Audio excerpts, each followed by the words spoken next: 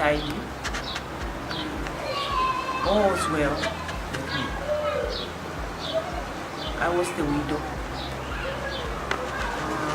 I was told to carry the body to go and bury in the southern province in Nkuni village. The loss of a partner is devastating. For many women around the world, that loss is magnified by a long-term struggle for basic needs, their human rights and dignity. They may be denied inheritance rights to the piece of land that they relied on for livelihood, or evicted from their homes, forced into unwanted marriages or traumatizing widowhood rituals. They are stigmatized for life, shunned and shamed. And many of these abuses go unnoticed, even normalized. My husband, after passing on, we held the funeral in Garden. That's where his parents are, in Garden Chilulu. That's where his parents stay. But after the funeral, they wanted to grab these children of mine. But by then, they were still little. So I suggested that I take them with me, since I'm still alive. So it seemed as if I was against their will. But luckily, I managed to get them. So after getting them, things were not the same as it used to be. The family was kind of not on my side. Up to now, they are not yet on my side. Nyabo called me, telling me that, Mrs. Mkema, where are you? And then I said, I'm at home. They're saying that there are some people here who are pushing your husband's benefits. I said, I don't know. If you can come over. I told my other relatives whom I was with to escort me to Parliament there, of which we went there.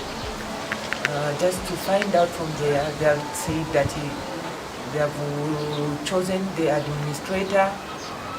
You are not there, we don't know what is happening, Mrs. Mutema. I'm a widow for the last 15 years, and I've also engaged many widows who have faced difficulties and humiliation and stigma after the death of their husband. So that's why I'm interested to tell the world what widows are going through, the plight of widows, so that people can know and leaders can take it up with them to engage in the plight of widows. We suffer as grievers and have the power to help others who suffer. In the famous words of Gandhi, be the change that you wish to see in the world. There are an estimated 258 million widows around the world. At least 2/3 of the widows come from Africa due to the effects of HIV and AIDS, war and conflict. This has been a struggle for me.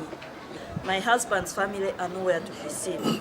They cannot even send a text message that just to ask how the children are living, how they are keeping up, how am I taking care of them. They cannot do that. I'm just a suffering widow.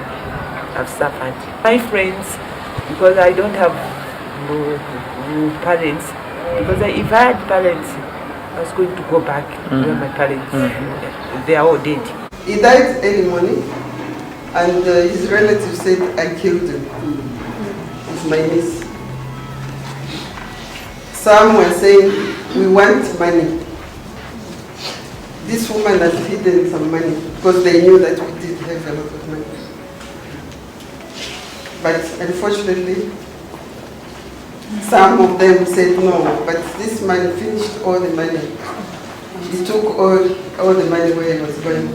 Uyo mwana chama chinalengeza ndikusowa ponkhala ndawe nalibe nyumba atate bake banamusi alibe nyumba ndiye chinalengeza kutuja mwana amwalire chifuka chikoti analibe posta bwanji ponkhala so bitamina nikamba kusauka kumalengesa mundu asankhazikike pamozi na pamozi so nimanga aja bena nkhala kwa apa panyumba yalende wakuchosa apo enda kwa apa kaisuka nisakuta bwanji kusonkera nyumba ndiye chamina funo nikambengo kuti ndanguvana ma street kids wana paka nikusauka bazimaye pamene kulengeza kuti bana bazienda chiendende. When he died, the relatives, they wanted to take things. Even where the farm where I am staying now, they were saying now we are going to cut it, we sell the half because it's too much for the woman which is left. Most times when a man dies, the blame will be on the husband. And there is that gathering after burial, we call it in Sabo. When you sit there, Mama, they are going to grill you. So that they make sure that you say the name we pay. It is me who killed him. You know, my sister suffered. According to the Kenya Demographic Health Survey 2014, Kenya has an estimated 894,853 widows. Nearly 1 in 10 live in extreme poverty.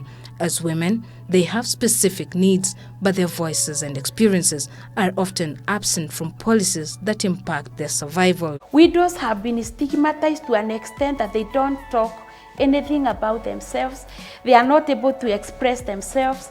But this is an opportunity to tell the world that there is a suffering group, and these are the widows. Church leaders to take up programs with the widows, listen to widows, also give them an opportunity to have their own safe spaces, and also to empower them economically. In fact, we are still looking for funds for donors to help us roll out this campaign.